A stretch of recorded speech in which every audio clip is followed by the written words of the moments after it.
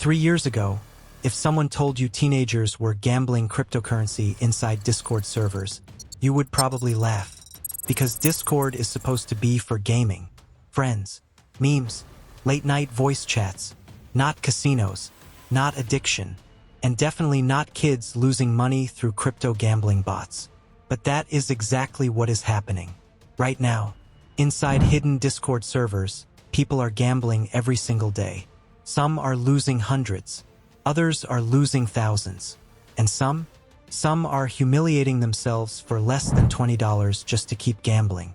What started as online betting websites has now evolved into something darker. Because gambling is no longer happening inside casinos. It is happening inside group chats, inside private servers, inside the same apps teenagers use every day. And the scariest part? Most parents have absolutely no idea. By the end of this video, you will understand how Discord casinos are quietly creating a new generation of gambling addicts, and why this problem is growing much faster than most people realize. But first, tell me in the comments, had you even heard of Discord casinos before this video? Because honestly, I thought this entire thing was fake, until I saw what was actually happening. And trust me, it gets disturbing fast. Let's start with the basics. Imagine opening Discord. Instead of joining a gaming server, you join something that looks harmless. A normal chat, people joking, typing, sending memes, nothing strange. Then you notice a bot. Type a command, deposit crypto, place a bet. Suddenly, you are gambling. No casino building, no ID checks, no bright warning signs, just buttons, commands, instant dopamine. And this is exactly why it works. Traditional casinos require effort, travel, money, age verification. But Discord lives in your pocket. You can gamble in bed, during class, at work, 3 a.m. while nobody notices. That convenience changes everything. Because addiction loves convenience. And the deeper I looked, the weirder things became. Inside these servers, people were gambling amounts so tiny it almost felt like satire. Someone begging for 5 cents. Another asking for 10 cents. Literal arguments happening over pennies. First, it sounds funny. Then you realize something uncomfortable. This is exactly how addiction begins. Not with huge losses. Small ones. Tiny bets. Just trying it. One more spin. It's only a few cents. That is how gambling sneaks into people's lives. Slowly, quietly, then suddenly, someone who started with pocket change is borrowing money to keep playing. And yes, that was happening too. Because one thing you quickly notice inside these Discord casinos is the constant begging. People asking strangers for money, loans, tips, anything. Please send $1. Just enough for one more game. Trust me, I'll pay you back. And if that sounds familiar, it should. Because gambling addiction follows a pattern. First comes excitement, then losses, then chasing, then desperation. Eventually, people stop gambling to win. They gamble to escape losing. That is the trap. And what shocked me most was how public this pain had become. Imagine going through financial ruin, live, in front of strangers. That is what these servers look like. People crashing out in real time, fighting, begging, blaming the system, calling games rigged, promising they are quitting forever, only to gamble again 20 minutes later. And if you think adults are the main victims here, think again. Because one detail kept showing up. Young voices, teen slang, school-age users, people openly admitting they were under 18. Yet somehow, still gambling. That should scare everyone. Because young brains are wired differently.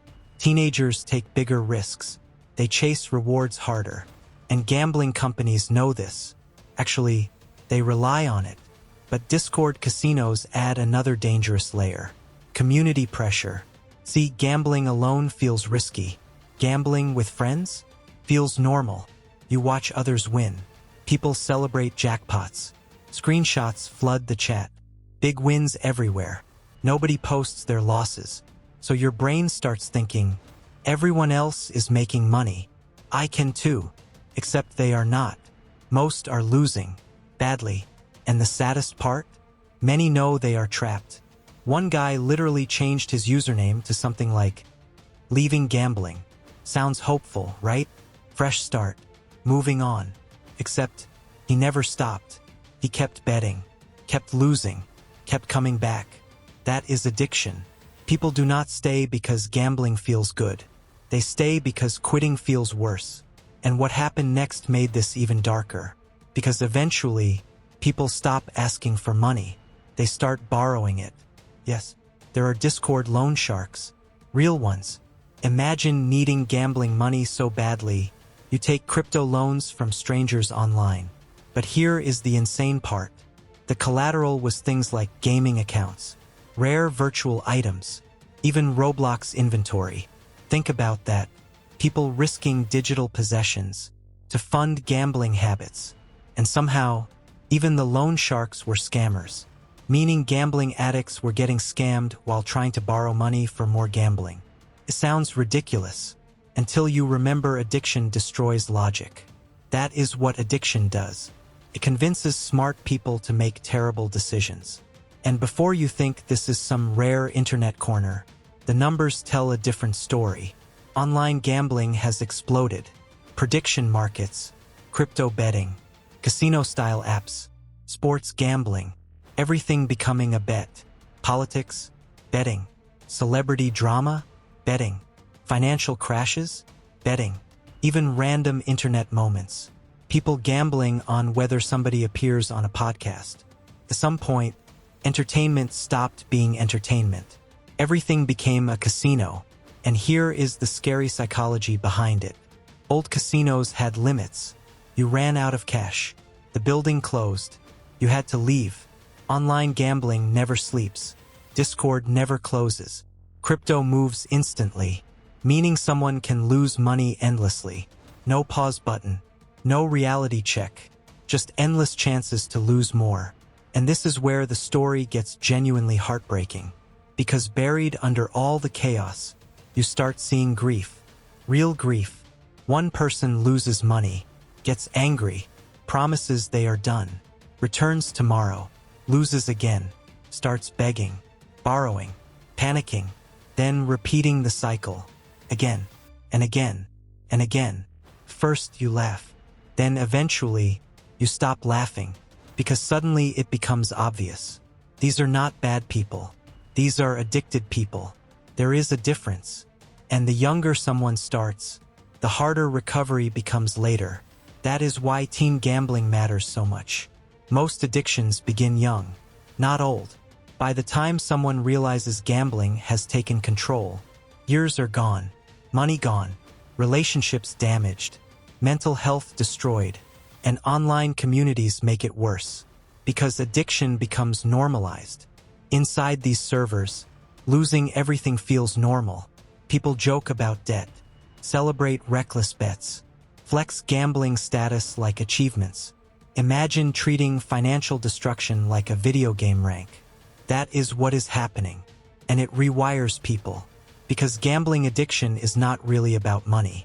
Never was. It is about dopamine, uncertainty, the feeling of maybe. Maybe the next spin changes everything. Maybe the next bet fixes the losses. Maybe luck finally turns around. But statistically, it usually does not. The house always wins eventually. And Discord casinos understand something terrifying. People stay longer when gambling feels social. That is why chats stay active. Why wins get celebrated loudly. Why people constantly talk. Because loneliness fuels addiction. Community keeps it alive. You feel part of something, even while losing, especially while losing. That emotional loop is powerful. And now prediction markets are making things worse. Because gambling no longer looks like gambling. It looks smart, looks strategic, looks like investing, just predicting outcomes, just analyzing trends. Sounds harmless, until people start losing money emotionally chasing certainty. Same addiction, different packaging. And here is the uncomfortable truth nobody wants to say out loud. The internet accidentally built the perfect gambling machine. Fast, cheap, social, private, always available, and incredibly addictive. You do not even need to leave your bedroom anymore. That should terrify us, especially when kids are involved, because the next generation is growing up in a world where betting feels normal. Not dangerous, normal, and normal things become habits. That is the real danger here. Not one Discord server, not one crypto casino. The normalization. When gambling feels casual, people stop noticing the damage until it is too late.